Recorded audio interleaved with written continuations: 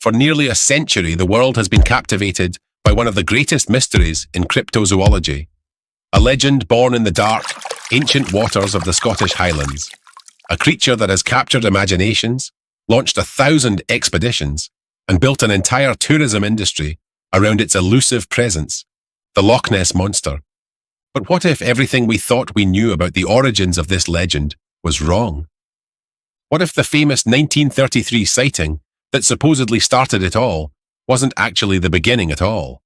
Today, I'm going to share with you a discovery that challenges nearly a century of accepted history. A newspaper article, buried in archives for over 90 years, that pushes back the timeline of the modern Loch Ness Monster phenomenon by 3 full years. This is the story of how legends are truly born, not in dramatic headlines and international sensations, but in quiet whispers that history almost forgot. Welcome to The Hidden Origins, rewriting the Loch Ness Monster timeline. Let me take you back to what we've all been told for decades. The date is April 14th, 1933. Mrs. Aldie Mackay, the manageress of the Drumnadrochit Hotel, is driving along the A82 road that hugs the shores of Loch Ness with her husband. It's an ordinary spring day in the Scottish Highlands. The loch stretches out beside them, 23 miles long, over 700 feet deep in places, holding more water than all the lakes of England and Wales combined. And then they see it. According to the report that would soon appear in the Inverness Courier, they observed what Mackay described as a whale-like fish or water beast rolling and plunging in the loch. The creature produced waves and foam in what the newspaper called an uncanny spectacle. The man who recorded this sighting was Alex Campbell, a local water bailiff and journalist. His article ran under the headline, "Strange Spectacle in Loch Ness." And crucially, this is where history says the modern legend was born. The article used the word monster. Within days, the story had spread beyond the Highland region. Within weeks, it was national news.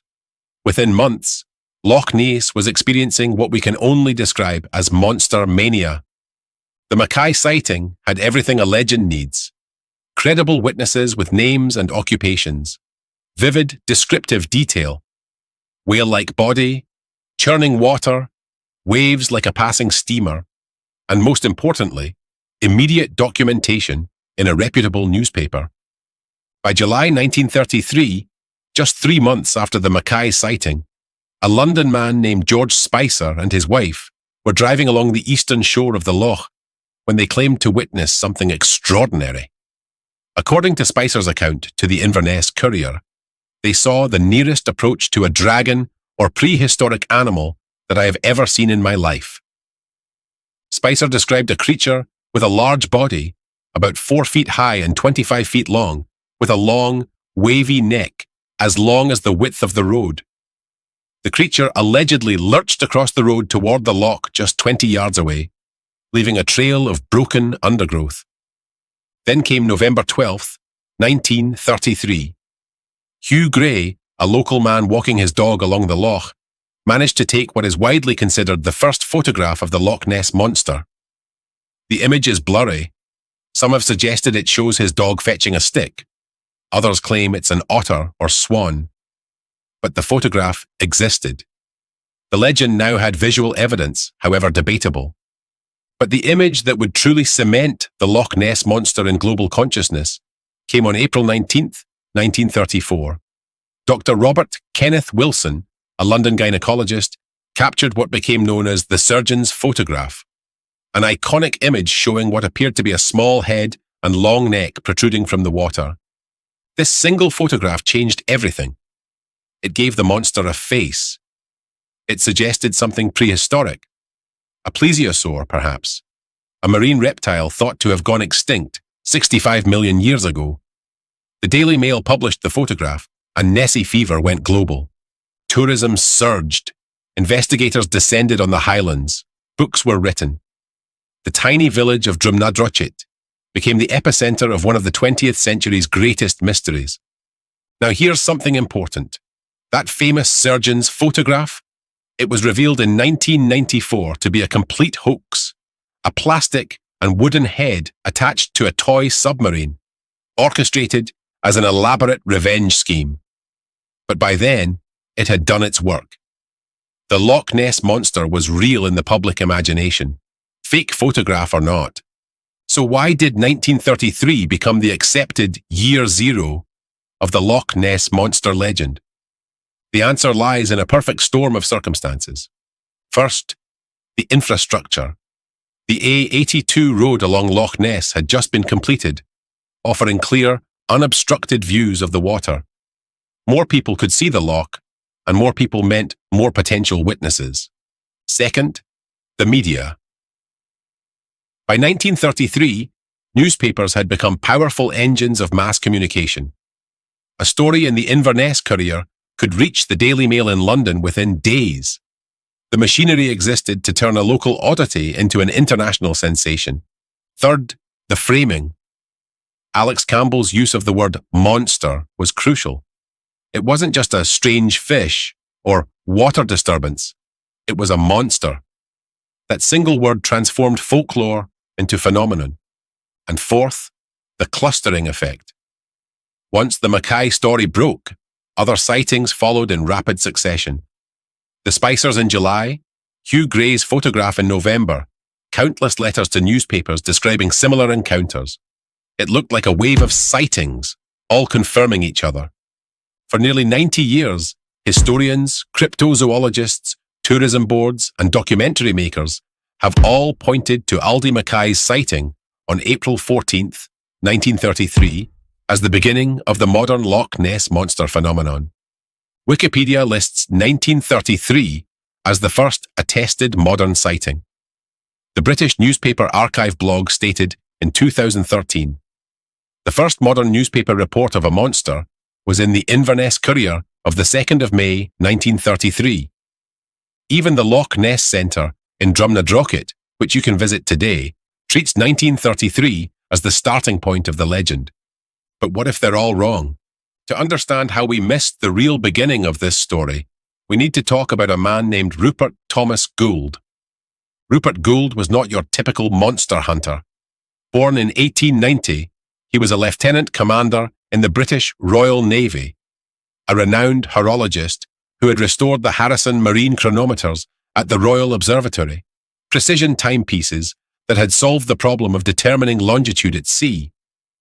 Jeremy Irons would later play him in a BBC adaptation about this work. Gould was methodical, analytical, and possessed what we might call an organised curiosity about mysteries. In 1930, he had published The Case for the Sea Serpent, a serious examination of unexplained marine sightings. So when reports of a creature in Loch Ness began circulating in 1933, Gould was intrigued. In November 1933, Gould travelled to Scotland on his motorcycle. He circled Loch Ness twice over several days, interviewing witnesses, examining the shoreline, taking notes with scientific precision. He spoke to the Mackays, the Spicers, local fishermen, hotel staff, anyone who claimed to have seen something unusual. The result was published in June 1934. The Loch Ness Monster and Others, the very first book devoted to the phenomenon. It's a remarkable work, filled with eyewitness sketches, careful analysis, and a comprehensive catalogue of sightings. But here's what makes Gould's book extraordinary for our purposes. He didn't just focus on 1933. Gould was a historian as much as an investigator. He dug backward, searching for earlier accounts that might shed light on the mystery. In his book, Gould mentions something that most readers at the time, and for decades afterward, simply glossed over. He references an incident that occurred in 1930, 3 years before the Mackay sighting. Gould wrote that he had tracked down a man named Ian Milne, who, along with 2 companions, had experienced something unusual while fishing on Loch Ness in August 1930. Gould treated this account seriously, noting that it fit the pattern of what would later be called Nessie sightings. But without the full newspaper article, without the complete context, this reference remained just that, a brief mention in a much larger work focused primarily on the 1933 explosion of interest.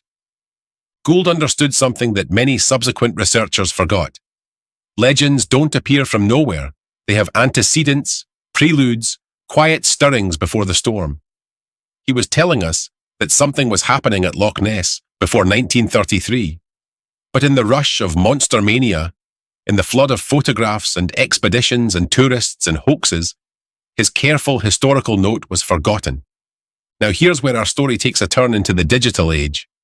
For decades, if you wanted to research old newspapers, you had to physically visit archives.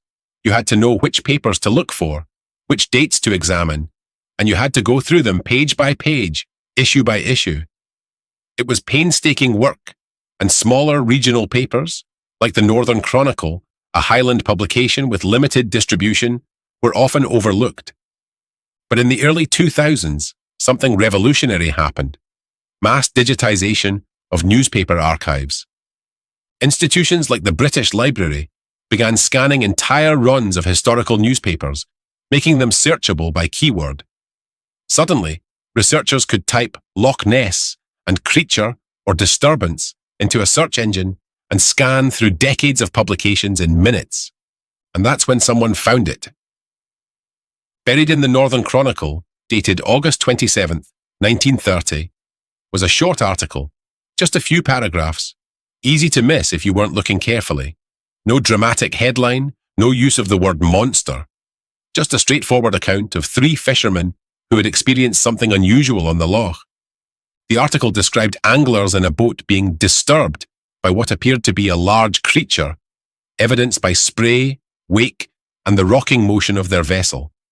The men estimated the object to be around 20 feet long. This was it. This was what Gould had been referring to. This was the source document that predated the entire modern legend. Why was it missed? Let's be clear about why this 1930 article didn't immediately supplant the Mackay sighting as the first documented modern encounter. 1. Relative obscurity. The Northern Chronicle was a smaller, more regional publication than the Inverness Courier. Its reach was limited to the Highland area. The article didn't get picked up by national papers, didn't spark a media frenzy, and likely disappeared from public consciousness shortly after publication. 2. Lack of named witnesses, initially. The 1930 article appears to have described the fishermen without providing detailed identifying information in the original text. It wasn't until Gould tracked down Ian Milne years later that we got a name attached to the incident. Without specific witnesses to interview, later researchers may have dismissed it as hearsay. 3. Absence of dramatic language. Here's the crucial difference. The 1930 article doesn't use the word monster. It describes a disturbance caused by something large. There's no whale-like creature, no water beast, no language designed to capture imagination. It reads more like a fishing oddity than a legendary encounter. 4. Timing and context. The explosion of monster interest happened in 1933. That's when investigations began, when books were written, when the official Loch Ness Phenomenon Investigation Bureau was later formed. By the time researchers were looking for first sightings, 1933 was already firmly established as the origin point. They were looking forward from 1933, not backward into the 1920s and early 1930s. 5. The power of narrative inertia. Once a story becomes canon, once it appears in reference books, museum displays, tourist brochures, and Wikipedia, it takes enormous effort to change it. The 1933 date had the weight of repetition, the authority of everyone knows. Challenging it required not just new evidence, but a willingness to rewrite established history. When researchers finally cross-referenced the digitized 1930 Northern Chronicle article with Gould's 1934 book, the pieces fell into place. Here was contemporaneous newspaper documentation of an encounter that matched the phenomenology of later monster sightings. Large disturbance, unusual wake, sense of scale beyond any known fish, witnesses shaken by the experience.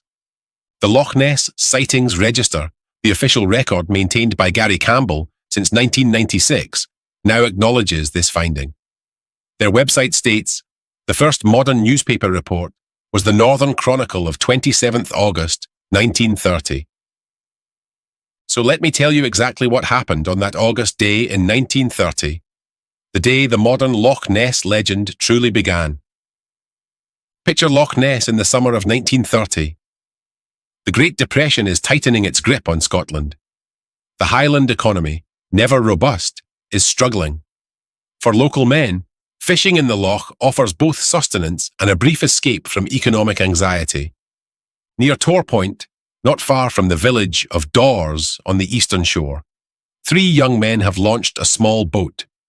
According to later identification by Rupert Gould, one of them is Ian Milne. The other 2 companions remain unnamed in most accounts, but all 3 are local, experienced on the water. It's a calm day, remarkably calm. The loch, which can be temperamental with sudden winds funneling down the Great Glen, lies flat and still, what the Scots call glass calm. The perfect conditions for fishing. The men are perhaps a few hundred yards from shore, their lines in the water, conversation quiet. The kind of afternoon where you can hear every sound carry across the water, a bird call from the shore, the splash of a fish breaking the surface. And then, something changes. According to the Northern Chronicle report, and later confirmed by Ian Milne to Gould, the men first heard it, a deep, rushing noise from several hundred yards away. Not the sound of a boat motor, not the splash of a jumping fish, something else, something powerful. Then they saw the spray. Water kicked up into the air, hundreds of yards distant but approaching, fast. Beneath the surface, something large was moving. The men couldn't see the creature itself, just the effect it had on the water. A heaving swell began to grow, rolling toward their small boat, getting higher as it came closer. Imagine that moment. You're sitting in a small fishing boat on flat water. Everything is peaceful. And suddenly there's a 2.5-foot wave bearing down on you, where there should be no wave at all. The swell reached the boat, and it pitched violently. The men grabbed for balance, looking frantically for the source of the disturbance. They saw a line of churned water, a wake like something massive, just beneath the surface, moving with what one of them described as a wriggling movement. One of the fishermen later remarked that the motion reminded him of an enormous conger eel. Another insisted it was neither seal nor otter, both common in Highland waters and familiar to any experienced boatman. They estimated the creature, or whatever it was, to be perhaps 20 feet long and fast, much faster than any fish they knew. The disturbance moved away from them, veering into a nearby bay, and then vanished. The water settled. The loch returned to glass calm. Let's pause here and examine what these 3 fishermen actually reported, because the phenomenology is important. Sound, a deep, rushing noise unlike normal water sounds. Spray, water kicked up from beneath, visible from a distance. Wake, a pronounced disturbance moving rapidly through calm water. Wave, a physical swell large enough to rock their boat violently. Movement, an undulating, wriggling pattern of motion. Size, estimated at 20 feet, far larger than any known fish. Speed, moving faster than they expected, then vanishing quickly. This pattern, the hidden bulk beneath the surface, the animal-like undulation, the sense of something vast and powerful, is almost archetypal of what would later become known as a Nessie sighting. Except this happened in 1930, 3 years before anyone was using that term. The Northern Chronicle's report was brief and factual. It presented the fisherman's account without sensationalism, noting the disturbance and the men's inability to identify the source. It was filed away among other local news, market prices, church notice, minor incidents. No follow-up articles appeared. No investigations were launched. No tourists came seeking the creature. The article was read by Northern Chronicle subscribers, absorbed into the flow of daily life, and forgotten. Until Rupert Gould, 3.5 years later, began digging through archives and tracking down witnesses. When Gould located Ian Milne in late 1933 or early 1934, he conducted what we would now call a witness interview. Milne confirmed the essential facts of the 1930 incident. The encounter had happened. The disturbance was real. The men had been genuinely frightened and puzzled by what they'd experienced. Gould included this account in his 1934 book, treating it as evidence that the phenomenon predated the 1933 meteor explosion. He was right, but without the dramatic headline, without the word monster, without photographs or multiple witnesses coming forward, the 1930 incident remained a footnote. Now we need to address the obvious question. What did those three fishermen actually encounter? Because here's the thing about mysteries. We can have contemporaneous accounts, credible witnesses, documented reports, and still not know the answer. Multiple explanations could fit the observed facts. Let's examine the main theories. Theory 1. Seismic activity. This brings us to the work of Luigi Picardi, the Italian geologist whose research offers one of the most fascinating natural explanations for many Loch Ness sightings. Luigi Picardi is not a cryptozoologist hunting for monsters. He's a geoscientist who studies something called geomythology, the intersection between geological phenomena and cultural legends. And in 2001, at a conference in Edinburgh, Picardi proposed something remarkable, that many of the Loch Ness Monster sightings throughout history might be explained not by biology, but by geology. Loch Ness sits directly atop one of Scotland's most significant geological features, the Great Glen Fault. This massive strike-slip fault, where two pieces of Earth's crust slide horizontally past each other, runs for more than 62 miles through the Scottish Highlands, cutting the country into northern and southern halves. The fault is ancient, over 400 million years old, formed during the collision and suturing of different landmasses that eventually became Britain. It's the same type of fault as the San Andreas in California or the Anatolian Fault in Turkey, structures capable of generating earthquakes. And here's the crucial point. The fault is still active. Picardi documented seismic activity in the region going back centuries. Earthquakes were recorded in the area in 1816, magnitude 5.1, one of the largest ever recorded in Scotland, 1888, 1890, and 1901. Smaller tremors continued throughout the 20th century, but Picardi noticed something particularly interesting about the period from 1920 to 1930. In his research, published in several papers between 2001 and 2002-2014, he noted, "We know that this was a period with increased activity of the fault." The exact years when the first modern monster sightings began. How faults create monsters. So how could seismic activity create the appearance of a large creature in the water? Picardi outlined several mechanisms. 1. Seiches. A seiche is a standing wave in an enclosed body of water, created by seismic activity, sudden changes in atmospheric pressure, or other disturbances. The Great Glen Fault can produce minor tremors that set up oscillating waves in the loch. These waves travel the length of the water, sometimes appearing as a single large swell moving across an otherwise calm surface. Sound familiar? A wave approaching across calm water, seemingly without source. Exactly what the 1930 fisherman described. 2. Underwater gas release. Seismic activity can release pockets of gas trapped in sediments at the bottom of the loch. Rising bubbles create surface disturbances, spray, and visible boiling of water. The gas release can be sudden and localized, creating the impression of something large moving beneath the surface. 3. Pressure waves. Minor earthquakes can create pressure waves that travel through water, producing visible effects on the surface. Churning, wake-like patterns, sudden swells, without any object being present. 4. Acoustic phenomena.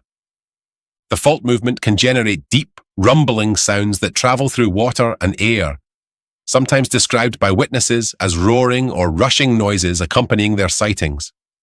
Picardi also pointed out something fascinating about historical descriptions of monsters in various cultures. He noted that ancient accounts often described creatures appearing cum ingenti fremitu, with strong shaking, and disappearing tremefacta, shaking themselves. This language, Picardi argued, points to seismic origins rather than biological ones. The 1930 incident through a geological lens. Let's reconsider what happened to Ian Milne and his companions in August 1930 through this geological framework. Deep, rushing noise. Could be seismic rumbling traveling through water. Spray hundreds of yards away. Could be gas release from disturbed sediments. Approaching swell. Could be a Seiche wave triggered by fault movement. 2.5-foot wave, consistent with Seiche amplitude in enclosed waters. No visible creature. Explained by absence of any biological source. Wriggling movement. Could be visual interpretation of wave patterns. Rapid disappearance. Seiche waves dissipate. Gas releases are temporary. Picardy's theory elegantly explains why witnesses consistently report seeing effects, wakes, waves, disturbances, but rarely see an actual creature. They're witnessing genuine physical phenomena, just not biological ones. Strengths and weaknesses. Now let's be fair about Picardy's hypothesis. Strengths.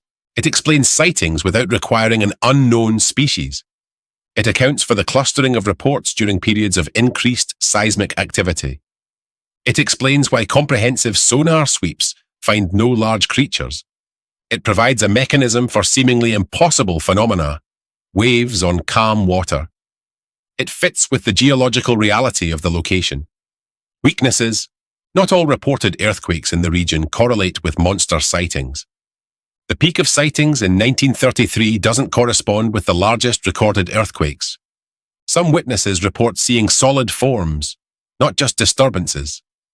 The theory doesn't easily explain sightings on land, like the Spicer's account. Seismologists have questioned whether the minor tremors in the area could produce effects dramatic enough to explain all sightings. The response from the geological community has been mixed. Some research has indicated that earthquakes in the 1920s to 1930s period were too weak to cause observable effects on the lake surface, despite Picardy's claims of increased fault activity. But here's what's important for our story. The geological explanation offers a plausible, natural mechanism for what the 1930 fishermen experienced. Whether or not it explains every Loch Ness sighting, it could explain this one. Of course, seismic activity isn't the only natural explanation for the 1930 disturbance. Let's examine other possibilities. Large fish, shoal. Schools of fish moving together can create significant water disturbance. Salmon run in the River Ness, which feeds Loch Ness. Large pike inhabit the loch. A coordinated movement of fish could theoretically produce wake and waves. However, experienced fishermen like Milne and his companions would be familiar with fish behavior. The scale they described, 20 feet, producing a wave large enough to rock their boat, exceeds what fish schools typically generate. Sturgeon or large eel.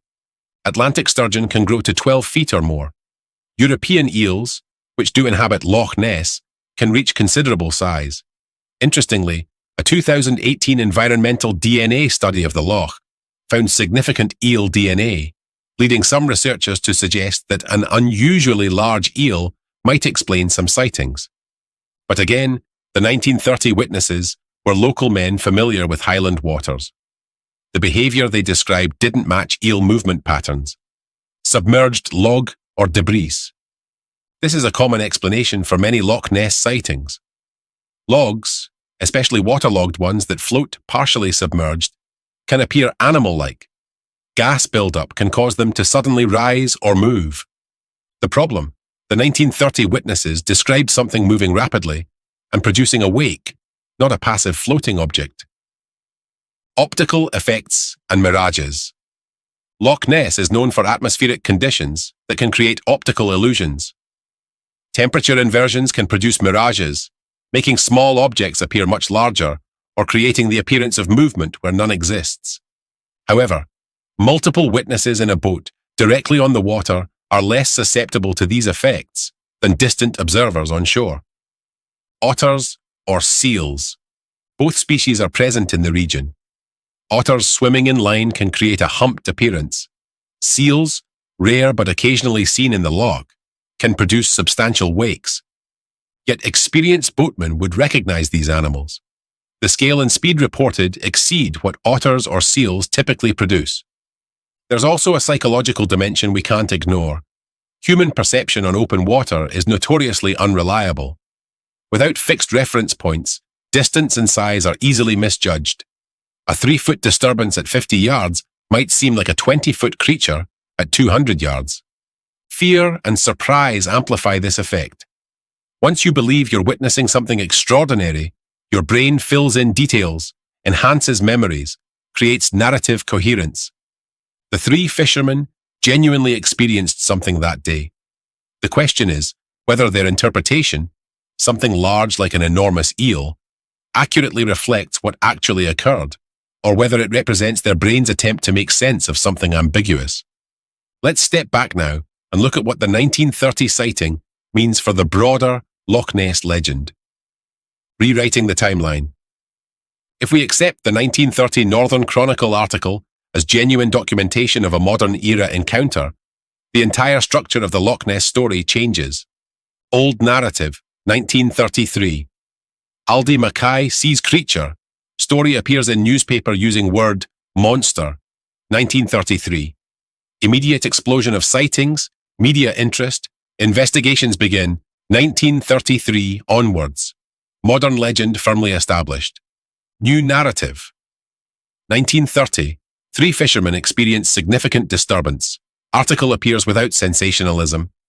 1930 to 1933. Quiet period. Phenomenon present, but not publicly recognized. 1933. Mackay sighting reignites attention. Word monster provides framing 1933 onwards.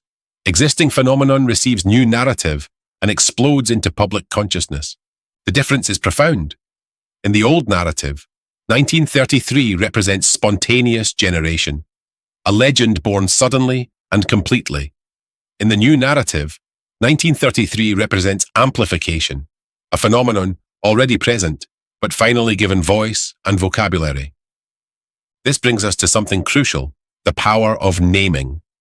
The 1930 fishermen experienced something they couldn't adequately describe. Like an enormous conger eel was the best approximation. The Northern Chronicle reported a disturbance, neutral, factual language. Then came Alex Campbell's 1933 article about Aldie Mackay. He chose the word monster, not large fish, not unknown creature. Monster. That single word did something magical and terrible. It gave the phenomenon a name, a character, a personality. It transformed a series of odd disturbances into a legend with staying power. Imagine if Campbell had written, strange fish seen in Loch Ness, instead of using monster. Would we be talking about this today?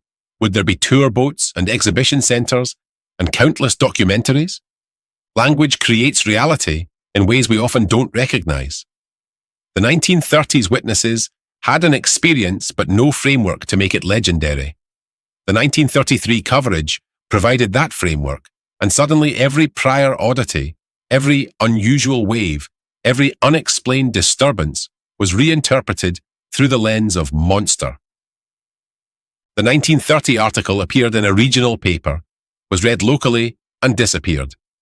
The 1933 articles appeared in the Inverness Courier, were picked up by the Daily Mail and other national papers, and spread virally, 1930s style.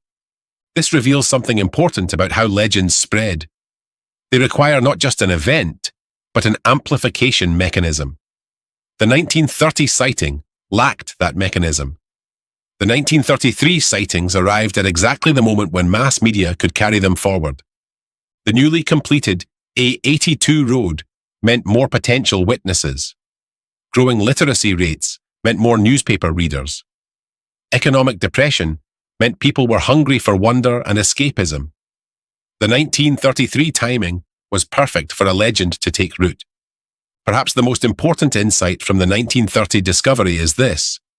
The Loch Ness Monster phenomenon didn't burst into existence fully formed. It evolved. Local folklore about water horses and kelpies stretched back centuries. The 7th century account of St. Columba encountering a beast in the River Ness set an ancient precedent. Reports from the 1800s like the 1871 D. Mackenzie sighting of a log or upturned boat wriggling and churning up water, show that people were noticing oddities long before 1933. The 1930 incident becomes part of this continuum. It represents the transition point where folklore was beginning to crystallize into modern documentation, where oral tradition was starting to leave paper trails. By 1933, enough people had seen enough unusual things that when someone finally said monster and the media ran with it, there was fertile ground for the story to grow. The 1930 sighting was the seed. 1933 was the sun and rain that made it bloom. Of course, the Loch Ness story didn't end in 1933 or 1934, or even with the revelation that the famous surgeon's photograph was a hoax. In the 1960s, several British universities launched sonar expeditions to Loch Ness. The technology detected some type of large, moving underwater objects, though results remained inconclusive. In 1975, an expedition combined sonar with underwater photography. One enhanced image appeared to show what might be a giant flipper. Again, inconclusive, but tantalizing. The 1980s and 1990s saw more sophisticated sonar sweeps.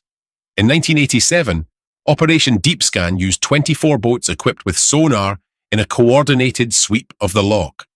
They detected 3 sonar contacts that suggested large moving objects in the deep water, but nothing definitive. In 2003, the BBC sponsored a comprehensive investigation using 600 separate sonar beams and satellite tracking to cover virtually every cubic meter of the loch. Their conclusion? No evidence of any large animal. The loch was empty of monsters. But here's the fascinating thing. Even after all these negative results, sightings continue.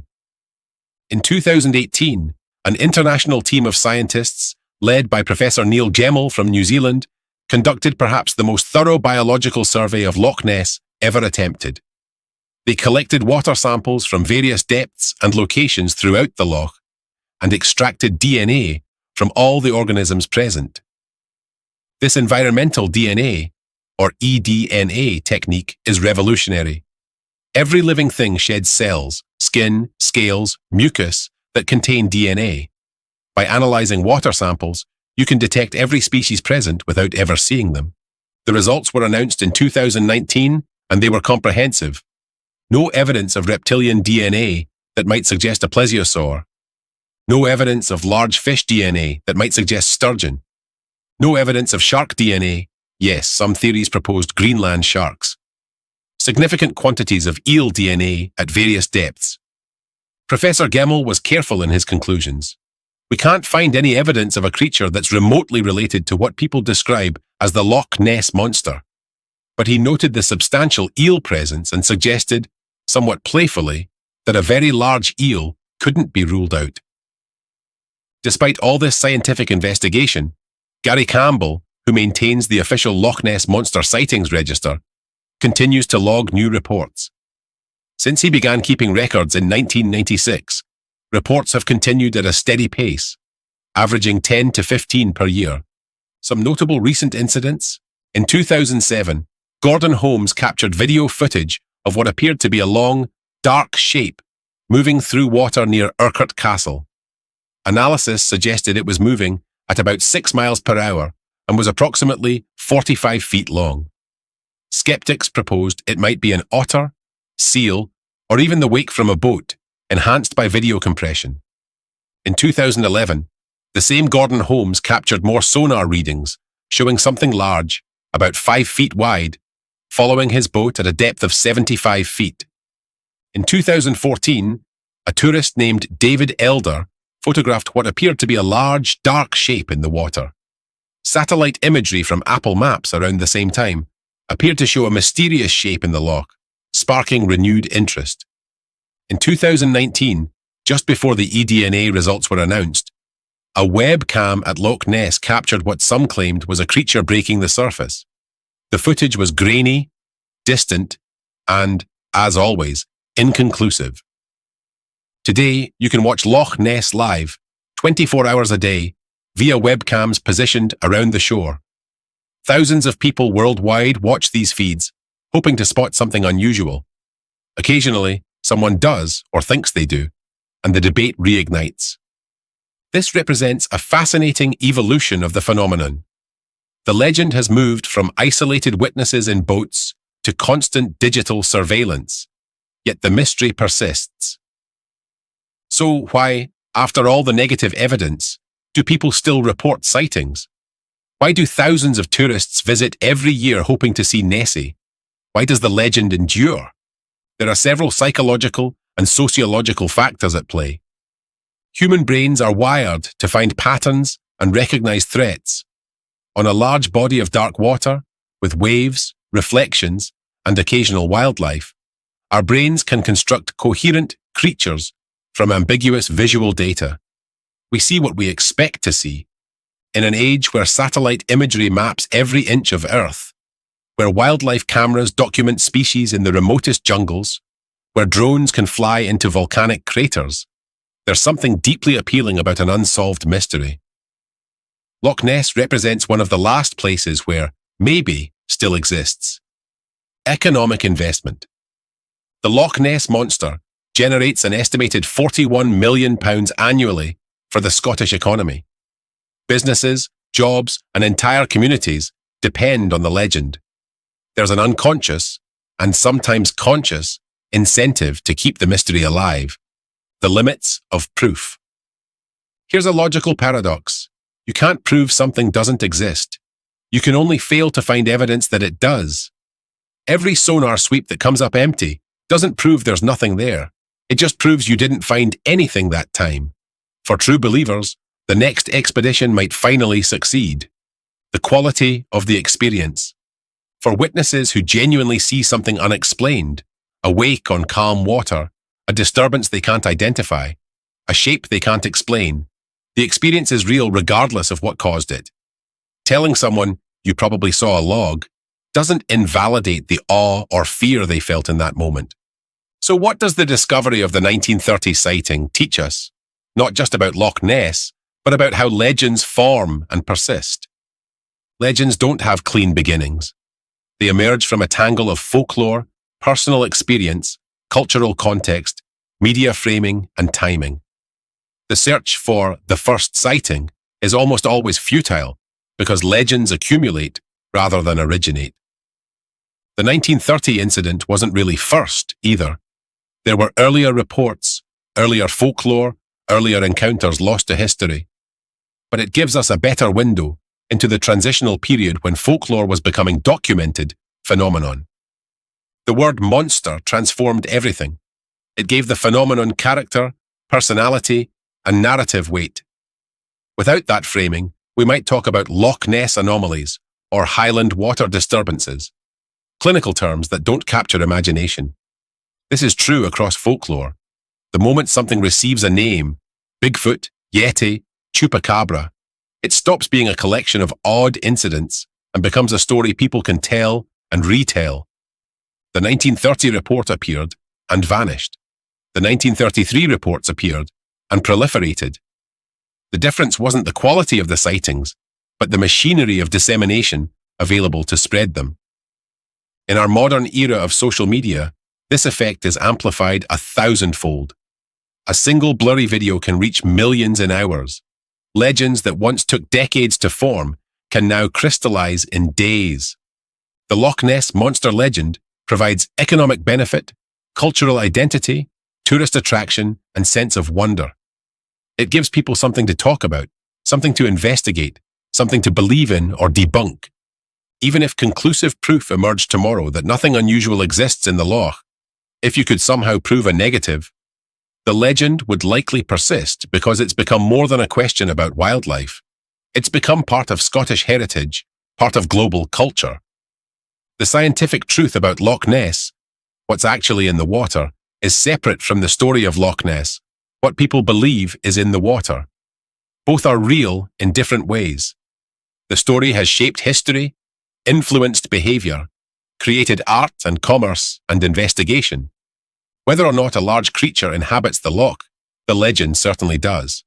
And legends, unlike animals, are genuinely immortal.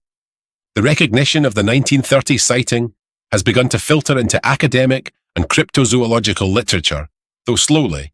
It's a reminder that history is not fixed. New discoveries, even discoveries of old documents, can rewrite established narratives. Researchers now speak more carefully about first documented sightings and earliest known newspaper reports. They acknowledge the fuzzy boundaries between folklore and phenomenon, between legend and documentation. The Loch Ness Centre and exhibition in Drumnadrochit, while still focusing heavily on the 1933 surge, now occasionally references earlier incidents. The official sightings register maintained by Gary Campbell lists the 1930 report prominently. Wikipedia's Loch Ness Monster entry, that great repository of consensus knowledge, now includes mentions of pre-1933 accounts, though the 1933 date remains emphasized as the modern era beginning. This is how history changes, slowly with resistance, as new evidence accumulates and old certainties erode. Let me take you back to Loch Ness one more time. Stand on the shore near Tor Point, where Ian Milne and his companions launched their boat in August 1930. Look out across that vast expanse of water, 23 miles long, a mile wide, 755 feet at its deepest point. More water than all the lakes in England and Wales combined. It's dark water. Peat from the surrounding hills stains it the colour of strong tea, limiting visibility to just a few feet below the surface. You could hide an entire fleet down there and never see it from above. The Great Glen stretches away to the northeast, a geological scar older than the dinosaurs. Beneath your feet, the fault that carved this valley still shifts and settles, producing minor tremors that most people never notice. Hills rise on either side, covered in pine and heather. Castle ruins dot the shores, Urquhart Castle most famously, its broken walls standing sentinel over the northern reaches. These stones have watched the loch for 800 years. And beneath it all, beneath the tourist boats and sonar sweeps and webcams and scientific instruments, the loch itself remains largely unchanged. The same water that puzzled those three fishermen in 1930. The same water that startled Aldie Mackay in 1933. The same water that continues to surprise visitors today. What is it about this particular place that generates such persistent mystery? Part of the answer is physical. The loch's great depth and dark water make it genuinely difficult to survey completely. Its position in the Great Glen creates unusual acoustic effects. Sounds travel strangely. Echoes behave oddly. The weather can change in minutes, producing sudden waves or mirror calm surfaces. Part of the answer is historical. Centuries of folklore about water horses and kelpies primed the cultural imagination. When modern sightings began, they fell on soil already fertilized by legend. Part of the answer is psychological. Humans are drawn to edges, to places where the known meets the unknown. Loch Ness, despite all our technology and investigation, remains an edge. There's still that gap between what we can prove and what we can imagine. And part of the answer is simply beauty. Loch Ness is hauntingly beautiful, remote enough to feel wild, accessible enough to visit easily. The combination of landscape, water, and atmosphere creates an emotional experience. When something unexpected happens in such a place, it resonates more deeply than it might elsewhere. Let's be honest about the modern reality. Loch Ness is an industry. You can take boat cruises that specifically hunt for Nessie, equipped with sonar and underwater cameras. You can visit the Loch Ness Centre and exhibition, which presents the legend's history alongside scientific investigation. You can stay at hotels that serve Nessie burgers and shop at stores selling plush toy monsters. The village of Drumnadrochit, population around 1,000, hosts hundreds of thousands of visitors annually. The A82 road that Aldie Mackay travelled in 1933 is now a major tourist route, with viewing points and information plaques. This commercialization bothers some people. They see it as exploitation, as cheapening of mystery into merchandise. But there's another way to look at it. This is how communities preserve their legends, By making them economically valuable, by intertwining them with local identity, they ensure the stories survive. The three fishermen of 1930 could never have imagined their afternoon's fright would contribute to an industry worth millions. They were just local men who saw something strange and mentioned it to a newspaper. But their experience, once documented, became part of a larger tapestry. Imagine for a moment that tomorrow someone captures definitive proof. Clear video from multiple angles, sonar data showing an enormous creature, perhaps even a carcass washed ashore. What would change? Certainly the scientific community would be electrified. Zoologists would rush to study it.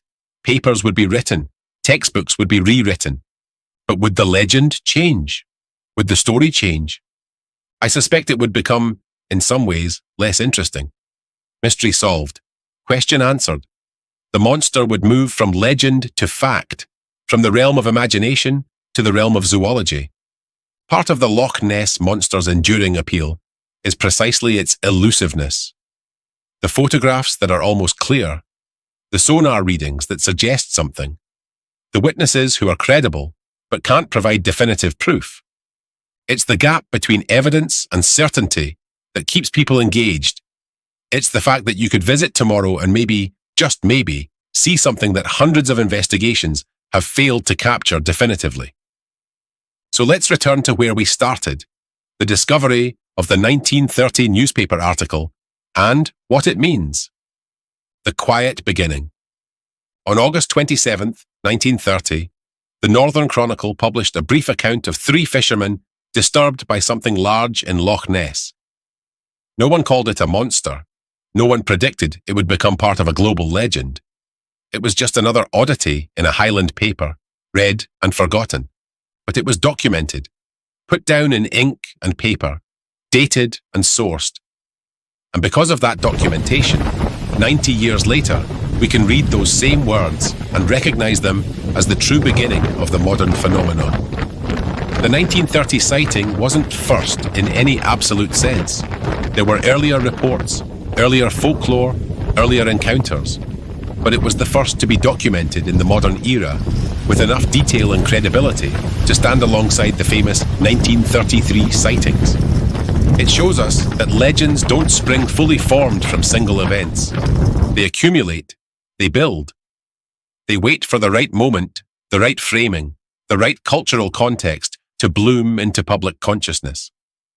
The rediscovery of the 1930 article also teaches us about the importance of preserving and digitizing historical records. For decades, this document sat in archives, accessible only to someone who knew exactly what to look for and where to find it. Digital technology changed that. Now researchers can keyword search through millions of pages of historical newspapers in seconds. Hidden stories emerge. Lost voices speak again. How many other legends, how many other historical firsts are waiting to be rediscovered in dusty archives? How much of what we think we know about the past is simply the most visible story, not necessarily the most accurate one? Lieutenant Commander Rupert T. Gould deserves special mention. He was right. Back in 1934, when he included the 1930 incident in his book, he was telling future researchers, look backward. There's more to this story than 1933. But his careful historical note was buried in a much larger work, and the flood of 1933 focused material drowned it out. It took digital archives and dedicated researchers 7 decades later to vindicate his instinct. Gould approached the Loch Ness mystery with scientific curiosity and historical rigor. He interviewed witnesses, examined evidence, considered explanations. He didn't set out to prove monsters exist. He set out to document a phenomenon. That kind of open-minded skepticism, neither believing nor dismissing, but investigating, is increasingly rare. Luigi Picardi's work on the Great Glen Fault reminds us that natural explanations can be as fascinating as supernatural ones. The idea that ancient fault movements might have generated legends of earth dragons or sea serpents across multiple cultures is genuinely intriguing. Whether or not his specific hypothesis about Loch Ness sightings proves correct, he's pointed us toward a productive line of inquiry. How do geological phenomena shape human culture? How many legends worldwide might have similar natural origins? The Earth itself, through earthquakes, gas releases, unusual wave patterns, can create experiences that defy explanation for people who witness them. Understanding this doesn't diminish the witness's experiences, it contextualizes them. Let's not forget the people at the heart of these stories. Ian Milne and his two companions, rowing home after their strange encounter, trying to make sense of what they'd seen. Aldie Mackay, driving along the loch with her husband, witnessing something that would make her name forever associated with this legend. George and Mrs. Spicer, insisting they saw a creature cross the road despite skepticism. Hugh Gray, walking his dog and taking a photograph he hoped would provide proof. All the other witnesses over the decades, hundreds of them, who saw something they couldn't explain and reported it honestly. These were real people having real experiences. Whether what they saw was biological, geological, optical, or psychological, their encounters shaped history. I've been reluctant Their testimonies created a legend that has outlasted most of them. Jokes and that sort of thing. Here's the most important thing to understand. A beautiful day this story isn't over. So we went the Loch Ness Monster legend continues to evolve. New sightings are reported, new technologies are deployed, new theories are proposed, new evidence, like the 1930 article, continues to emerge. Almost level with the water. We may eventually develop technology capable of monitoring every cubic meter of the loch continuously, making it impossible for any large creature to remain hidden. Or we may conclusively determine that all sightings have natural explanations. So we stopped the car, and this is what keeps the legend alive, we may continue to encounter that gap between what we can explain and what people experience, that liminal space where mystery lives. If there's one lesson to take from the discovery of the 1930 sighting, it's this. History is always more complex than we think. The stories we tell about how things began are often simplified, cleaned up, made more dramatic for narrative purposes. The real history is messier. It involves forgotten newspaper articles, overlooked witnesses, and events that made sense only in retrospect. It involves patient researchers digging through archives decades later, finding pieces that don't fit the established narrative. The Mackay sighting in 1933 is still important.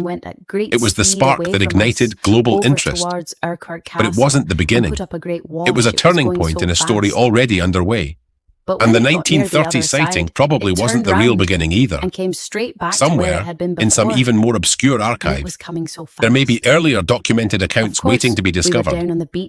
The search continues. It's evening now on Loch Ness. The tour boats have returned to dock. The webcams continue their silent watch. The water, dark and vast, reflects the sky. Somewhere beneath that surface, the geological forces that shaped the Great Glen continue their slow work.